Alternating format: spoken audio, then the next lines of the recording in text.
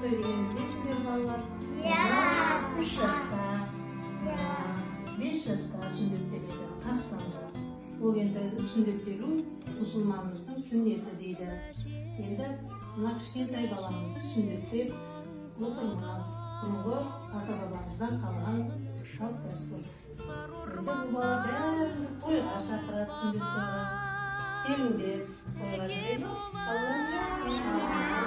Сүндет той деген бұл ата-бабамыздың бұрыннан келе жатқан салт дәстүрі, үлкен той болады.